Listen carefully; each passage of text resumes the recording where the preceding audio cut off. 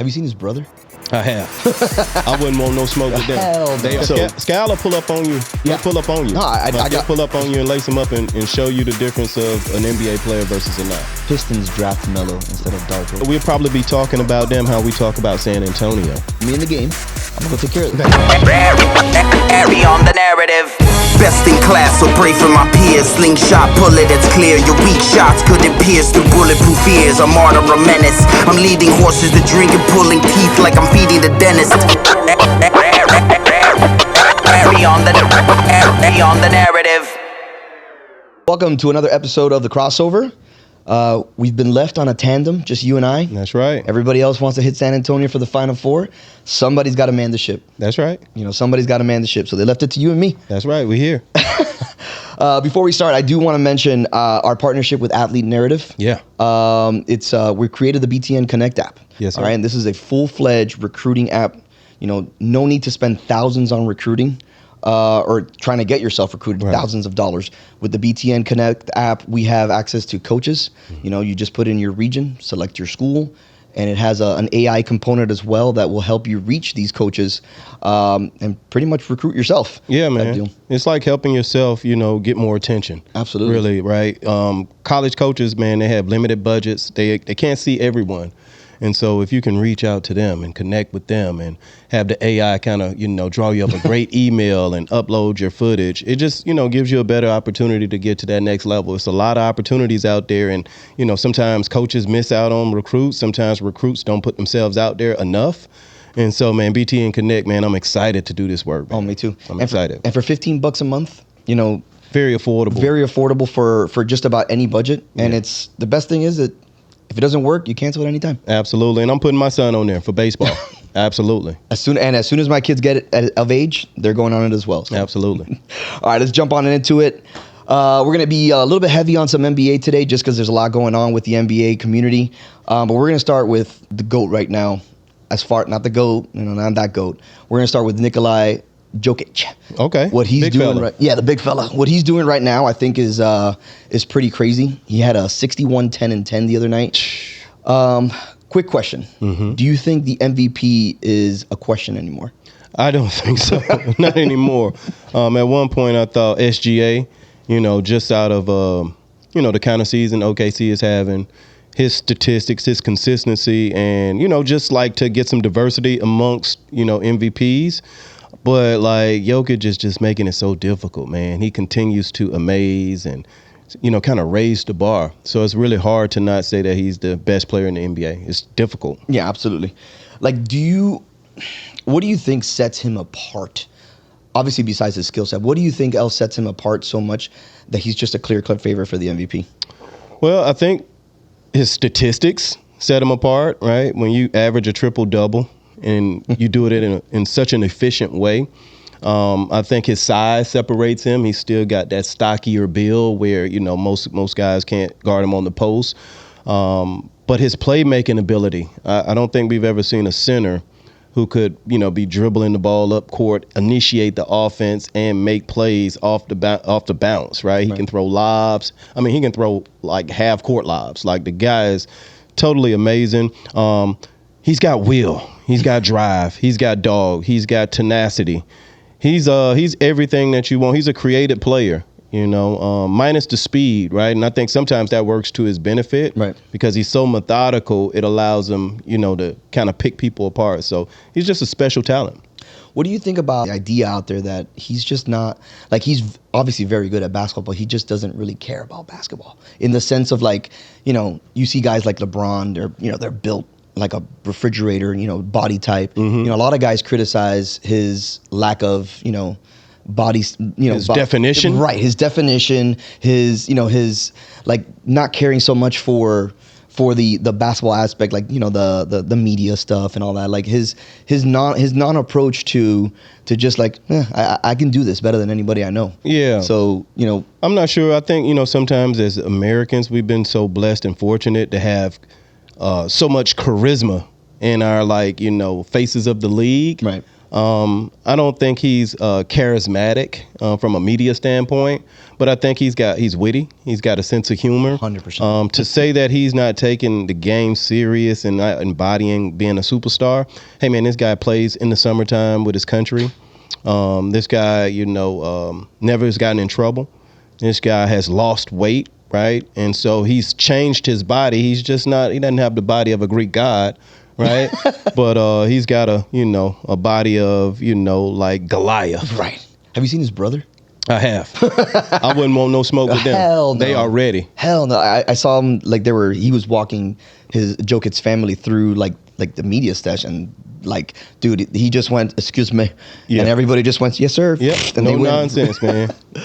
So the only reason I bring that up is because I see Austin Rivers had some interesting comments the other day on a debate between Karl-Anthony Towns and Jokic, saying that Karl-Anthony Towns was a more skilled center than Jokic. And I wanted to get your thoughts on that because to me, I was like, I don't see Karl-Anthony Towns doing what Jokic does on a nightly basis. I've never seen it at any team that he's ever played for. Right. So I wanted to get your opinion to see what did you think on that commentary. Because obviously Austin Rivers. Yeah, Austin's got a great voice. 100%. I mean, he comes from a great pedigree, his basketball family. I disagree with him on the skill set view that he has of Karl-Anthony Towns versus Jokic. I think if anything that Karl does better than Jokic is maybe, shoot the three-pointer. He shoots it with more volume. I'm not sure his percentage is as good as Jokic. But, I think Jokic dribbles better than him. He passes better than him. He posts up better than him. I think has more dog in him, which I think is a skill. Right. So, yeah, man, maybe if you're at the park and you're looking at the aesthetics, you might not pick Jokic first. But then when you lace him up, like that guy will dominate Karl-Anthony Towns 100%. every chance. 100%. Yeah, I don't see that either. So I disagree. Yeah. Love you, Austin, but I disagree, champ. And I'm actually, it's one of the podcasts that I've been watching more because he, a lot of what's great about, talking with NBA's like ex-players like yourself is like you get so much insight from from a fan perspective, it's so hard to see what you see on the inside. Right. And to have players now with a voice, we've started to have more and more players that we've been able to talk to. Thanks to you. You start seeing all those intricacies of what it is to actually be an NBA player. And it's like, dude, I saw a comment that says that Jason Scalabrine is closer to LeBron than you are to LeBron. Yeah, Brian Scalabrine. Brian, sorry, Brian. Yeah, so, Skyler pull up on you. Yeah. He'll pull up on you. No, I got pull up on you and lace him up and show you the difference of an NBA player versus a not. Oh my God. What about Gil? Because obviously I know you guys played against each other. He's been trending now all over the place with Gil's Arena. Cool as hell. What was Gil that dude? Was Gil that dude? Yes, sir. Gilbert Arenas, man.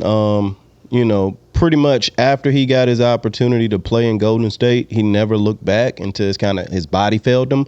But he was one of the toughest people you had to play against. Yeah. I mean, about 6'4", 220, all muscle, long arms, wide shoulders. Extremely fast with the ball and quick and crafty. Could shoot the ball from deep. He could post up. He was an ISO player. He could play out of the Princeton offense. He had a love for the game. And I think what separates Gil as well, even in his transition to doing podcasts and then being a media personality, I think he was like one of the first to start a blog. Right? Really? Yeah, he was blogging way before blogs were even popular. And so he's always had a unique ability to connect with fans. And also he went through some adversity as well. Not just in his body, but in Washington, right, with that whole locker room incident.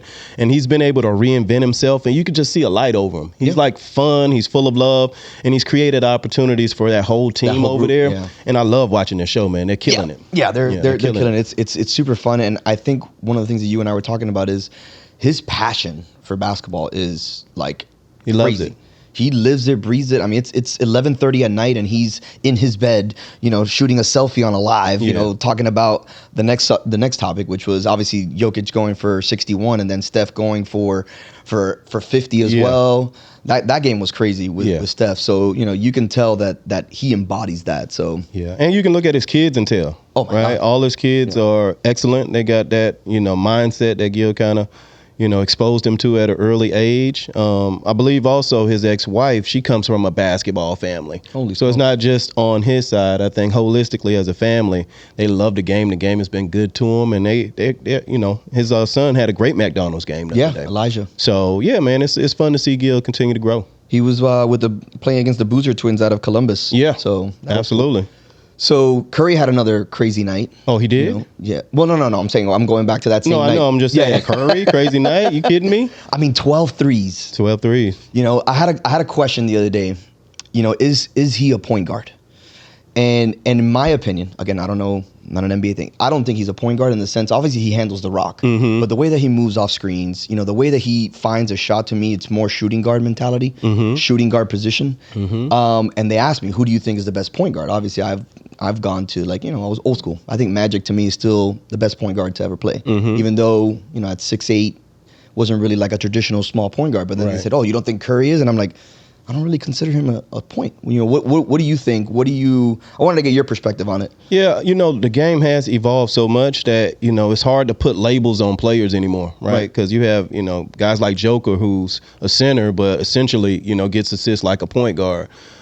James Harden, who might be considered a two guard, well, his best years was playing point guard.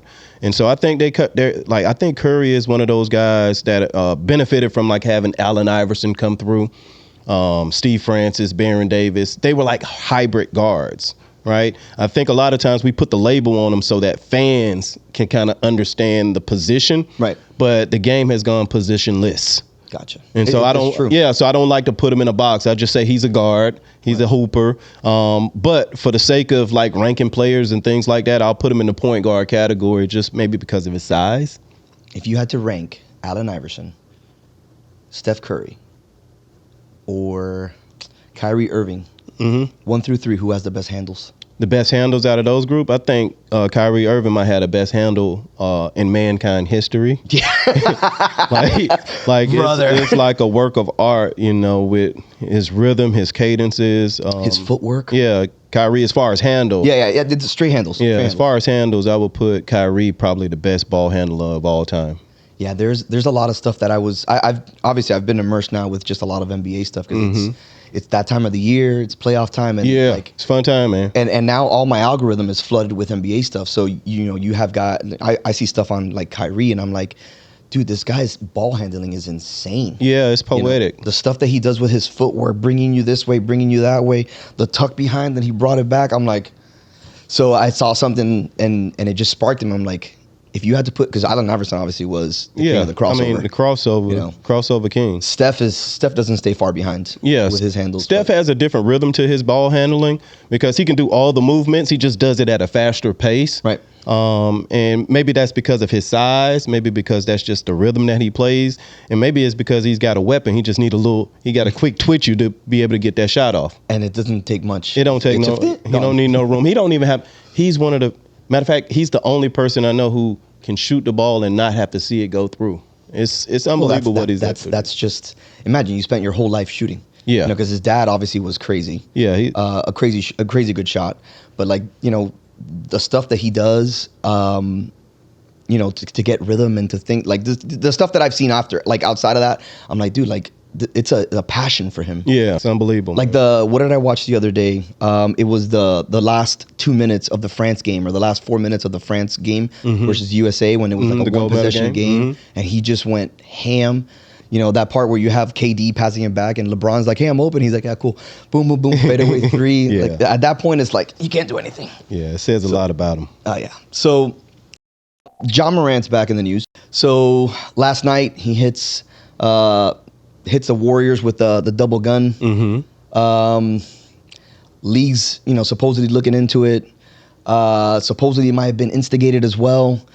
But at what point do you gotta bring him back in? I think one of the questions that I was going to say is, if you were on this team, being the NBA vet that you are, being the mentor that you're, the leader that you are, what are you telling Ja Morant? Well, I don't think you tell him anything right now. Right. You let him go through it, right? You either have to do your work preventatively on the front end, or give it some time to retroactively correct things after they experience, right, the criticism that comes along with it.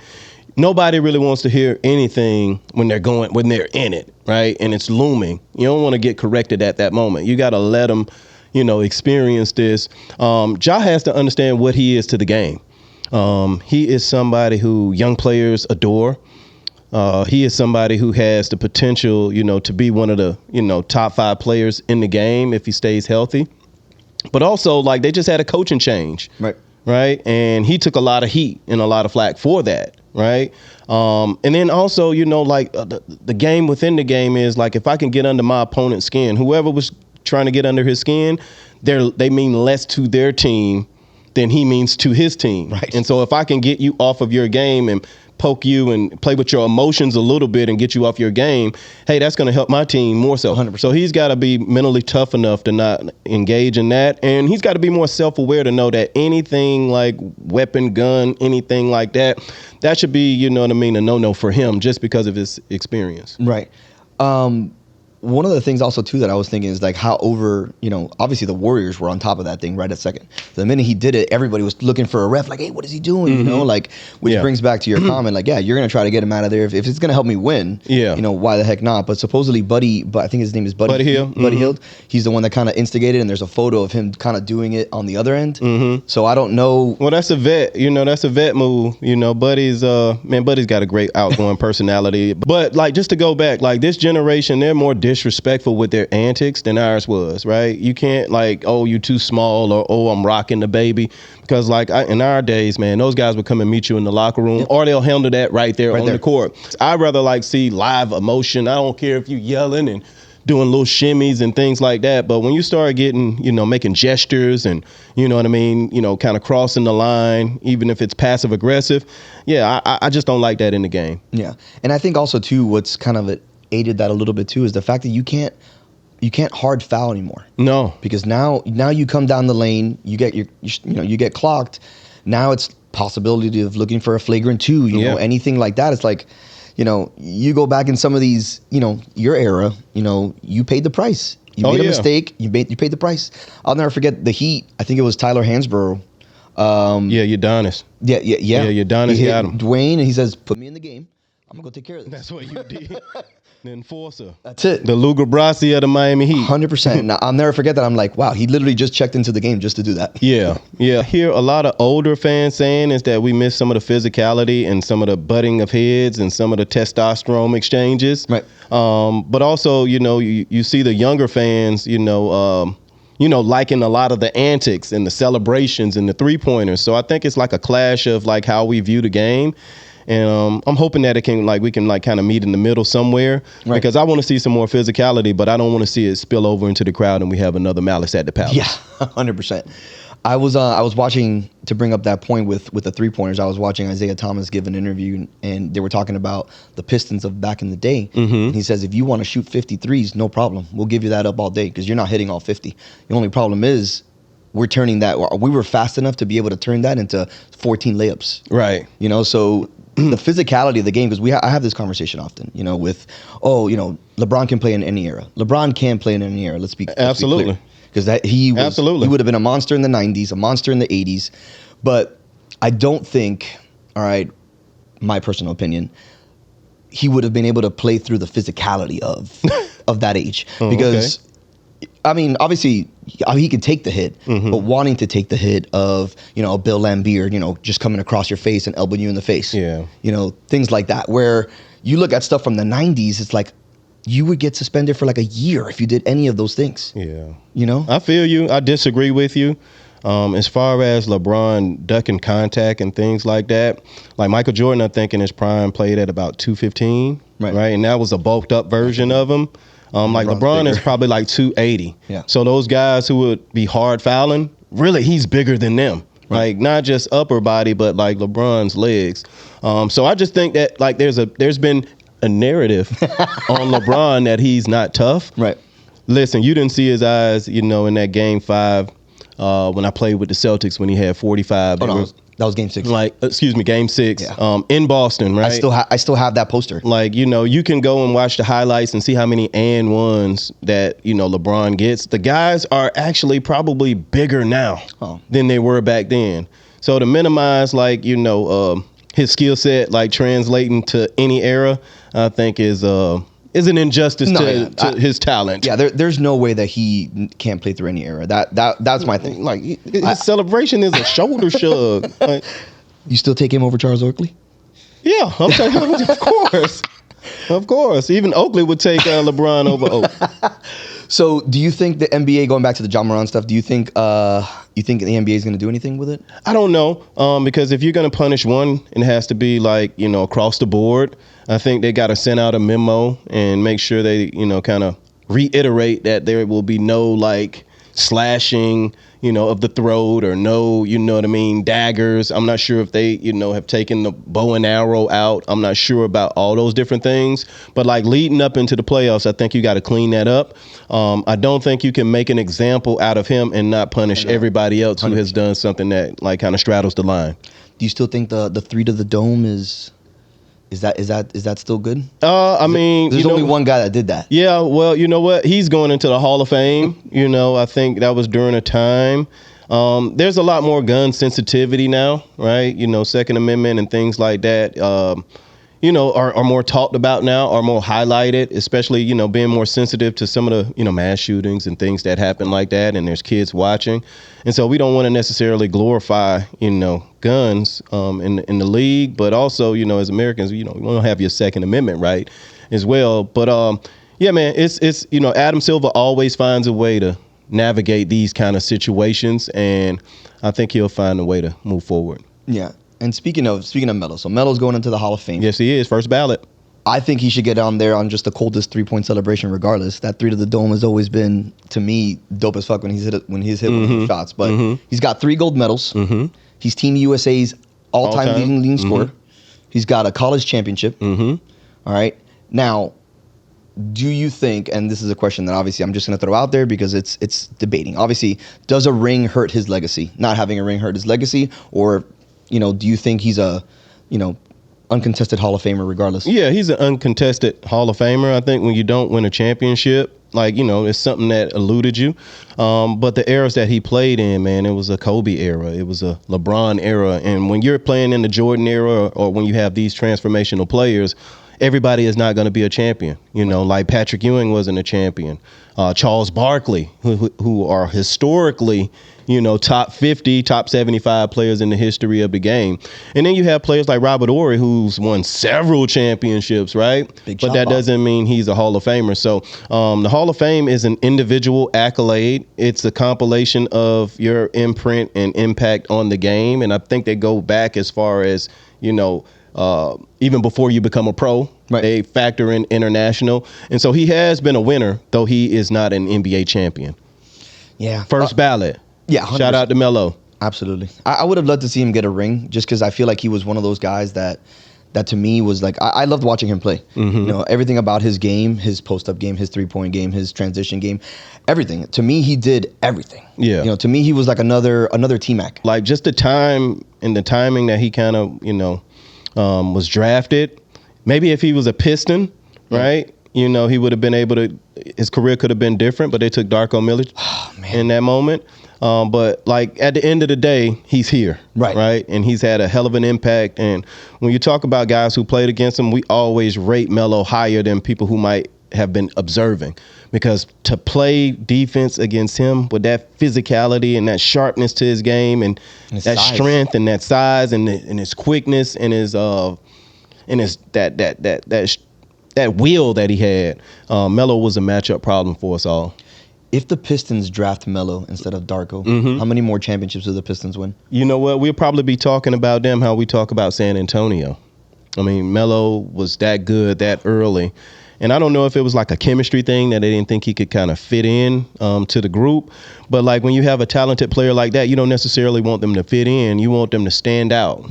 Right? Stand out and embrace and embody, the organization. You had leaders like Chauncey Billups and Rasheed Wallace and Ben Wallace and Rip Hamilton and Lindsey Hunter. That team was loaded. And you were coached by Larry Brown, who's one of the best coaches, in the history of the game. So I think they would have been able to whip him into shape. Absolutely. And got him to buy in. I think so too. I mean, Larry Brown coached USA at one point. Yeah. So you get all those athletes, all those. He knows how to handle those people. Yeah, he does. Yeah, thinking about back to that when obviously the Pistons were already balling.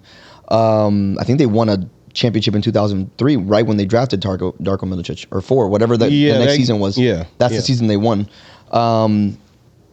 Thinking about that now, like he implementing Melo into that would have been a nightmare. Yeah. Nightmare matchup.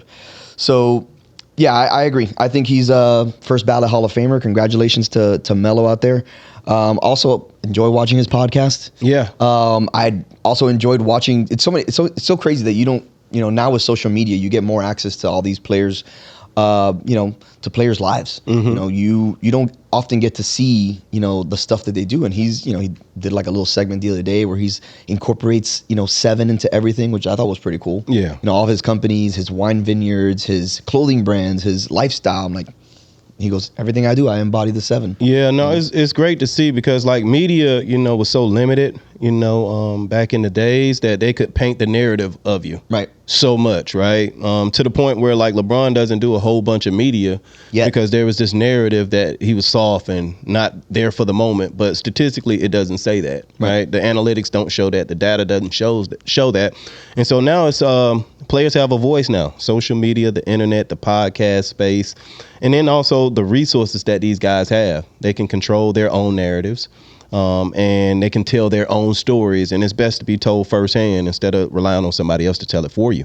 Well, of course, yeah. You don't want to ever, back in the day, you'd have to give a Sports Illustrated article and exactly pray that they painted you a good stain. Now you just, you got stuff to say, you put it on a live or you put it on a podcast or a YouTube, and instantly, your fan base is just picking that up. So just like that. Transitioning to the Heat, 6-game win streak. Yes, number 9 seed in the East. They're alive in the play-in tournament. All right. They got the Magic, the Hawks, and the Bulls under them. All right. What do you make of this 6-game win streak? And are we going to do anything with it? Yeah. Let's be honest. No, look, you got to take the good with the bad. Obviously, post Jimmy, it was a difficult transition, right? But Coach Spo, is like the puppet master. And he found the right lineups, the right combinations. He went through the growing pains of that. And now leading up into the play-in tournament, they're playing damn good basketball. So they're on a 6-game winning streak. And, anytime the Heat shows up on the court and they're right mentally, they have a chance to win because they're going to compete. They're well coached. And they still have some talent on their roster. What is it like for a coach to have to try to figure out a lineup? Like when you're in these slumps, what is it like for a coach to have to go through that assessment of like, okay, I'm going to try this today, see if it works. Yeah. And when something works, how have you delivered that to players? Yeah. You've also been an assistant coach. Well, the coach's job is to figure out, like, how do you win, right? What combination? Who plays better together? What is everybody's strengths? Who complements one another? Who brings the different elements that our team needs? Right. And so, like, as a coach in practice, you evaluate that. You evaluate that, as far as film and things like that. And then you also look at the analytics, right? And the combinations and who's playing well together at what times, right? And so you put all those different factors in together. Now, the Heat have an advantage because they have a championship pedigree coach. And so when he says something, he's going to say it with conviction. He's going to say it from a place of experience. So guys have to buy in. Right. If you're going to be a part of the Heat culture, they usually get you to buy in. And I think they do that better than damn near anyone, because even if you're out of the rotation, you know what I mean? There's still a level of professionalism that you have to have. Right. And, the Heat will tell you to stay ready because you never know when your number's going to be called. And what's happening is guys who've been like on the bench, they're getting their opportunities now. Some of them are older players, so they're battle tested. They know how to play at this high level. So you see them going with more of the vets than the young guys, right? And they're making a run right now. Do you see them? Listen, we get in that play-in tournament. No, I don't see them coming. I don't see. Let me finish. Go ahead. I'm sorry. It's like, no. I like that. You know where I'm at. You know where I'm coming. Go ahead, champ. You know what I'm going to ask. Yeah, I don't think they play themselves in. I think Orlando is a better team. Yeah. I think Chicago has more vets and are more of a complete team right now. So I just don't think the Heat will, be in that top 8. Yeah, because I right now I don't think we have a defined X factor of what's going to get us through. Guys are playing well, but I don't think we have like that. Oh wow, like Bam's going crazy or Tyler's going crazy, things like that. I think we're hot. We're going to get in, but honestly, just there's not much we're gonna do much out of that. Yeah, but you never know. Like I said, they are on a 6-game winning streak, and it is some momentum from that. And Tyler has shown in postseason and leading up into those different things that he can elevate his game. So they're gonna need him to do that. Yeah, you still got to play the games. So you got to go. Anything can happen. Yeah. So going back to Heat culture real quick is Dwayne Wade came out defending Heat culture, and there's a lot of misconception out there, like that maybe he had an issue with Pat and all this stuff. But like, what does it mean when a player like Dwayne Wade, all right, because of all the stuff that's been happening with the Heat and all the media stuff? What do you think? How do you feel like a player like Dwayne Wade comes out and says like Heat culture is a thing? They were saying that Heat culture wasn't a thing, and then now Heat culture is a thing. Yeah, man. Pat always had. He came out and just said like, dude, like Heat culture is a thing. Pat has Pat has to adjust here and there, but it's not going to change the way that the Heat culture is. It's what it is. Yeah, and it's what's made them so good for such a long period of time. It's they have consistency there, right? Pat has been there since the 90s. Yeah. Right, in some capacity, whether it's coaching or running the organization. Mickey Iverson has been there, throughout that whole time as well. And so they have continuity on the front office, on the coaching staff, and just even the people who work in the arena. I went to the game the other night. You still see some people still in those same positions. So the Heat culture is a real thing. I think they have adjusted to the newer generation, but they're not going to capitulate. They're not going to just lose all the things that made them this respectable organization. Right. Your job is to develop these young men because they don't know what they don't know, right? So they have to bring them up. And yeah, they have adjusted. I don't think they're at the track at 7 a.m. anymore, in the summertime. Right. But you know what I mean? You're still going to get that work in. Yeah. Last one before we go. You think that he get KD? I hope so. I mean, just being a South Floridian, when we get those kind of guys, even at this point in his career, you know what I mean? It does something not only, for the organization and the team and the city, but also for the next generation, right? Those youngsters who are in high school right now, in middle school right now, being able to see Kevin Durant every day, it's life-changing. The same way a lot of the young guys got to see LeBron on an everyday basis, right? The way he handled the media, the way he was riding his bicycle, and the impact that he had. And so from that, you see a lot of our guys from South Florida now in the top 5 in the draft, the Thompson twins, and all these kids coming out of South Florida. So, yeah, man, we get KD down here, boy. It'll be a good look. It'll be a very good look for us. Nice little, maybe we'll bring him in on an 18-wheeler. He's not the diesel, but at this point, we have to do something for him. Hell yeah. I don't care. I would love to see, obviously, Miami thriving in basketball, and I think KD would be that one pure shooter that we've needed for years, because I think, obviously, when we had, like, Mike Miller, great shooter, but, like, KD is still that pure scorer, which I've always thought the Heat have always been. Like, we had LeBron, we had, obviously, LeBron did 10,000 different things, but we never had that, like, well, we had Ray Allen, too. But we've never had that, like, that one pure scorer like KD. Yeah. I feel you. Yeah, it'd be nice. All right, I think that's it for us today. Okay, champ. Good job, Petey. Don't forget to check out our BTN Connect app. Great way to get recruited. $15 a month. Eventually, you're just gonna have to click it. Signing off. Airy on the narrative. Best in class, so pray for my peers. Slingshot, bullet, it's clear. Your weak shots couldn't pierce through bulletproof ears. A martyr, a menace. I'm leading horses to drink and pulling teeth like I'm feeding the dentist. Airy on the narrative.